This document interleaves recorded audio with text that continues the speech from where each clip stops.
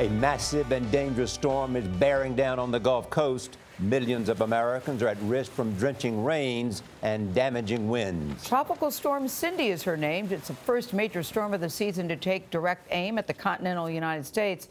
The storm's reach stretches across a 500-mile area of the Gulf Coast from Texas to Florida. Right now, sustained winds are up to 60 miles an hour. Parts of Mississippi and Louisiana are expecting up to a foot of rain. New Orleans could see 6 to 10 inches. David Begnaud is on the edge of Lake Pontchartrain in New Orleans. David, good morning. Jeff, good morning. This storm is moving slowly, and we're still about 24 hours away from landfall, but already we're seeing storm surge here in New Orleans, like here along Lake Pontchartrain, that is causing flooding, and it was predicted. This morning, you're seeing high winds, probably 45-mile-per-hour gusts here in New Orleans, but across the Gulf Coast, you've got rain bands that are already rotating all the way from southeast Texas to the Florida Panhandle. We're talking about more than 500 miles. This storm, as it's predicted now, expected to make landfall somewhere near southeast Texas, maybe southwest Louisiana.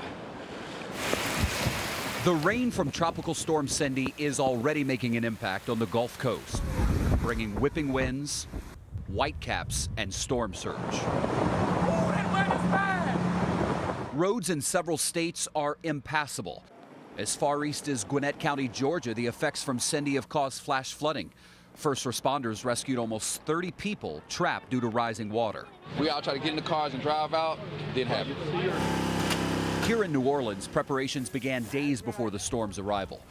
Trucks delivered hundreds of sandbags to low-lying towns threatened by severe flooding. This is a major rain event. Ken Graham is a meteorologist with the National Weather Service. He says it is critical that people focus on areas beyond the storm's projected cone. We as Americans get so caught up in that cone, right? When the National Weather Service puts it out, we say, oh, well, that's where it's going, and outside of that, we must be good. We talk to the public. We tell them, be ready. The impacts are well outside that cone. Rain, surge, all the different factors with a tropical system could be well outside that cone.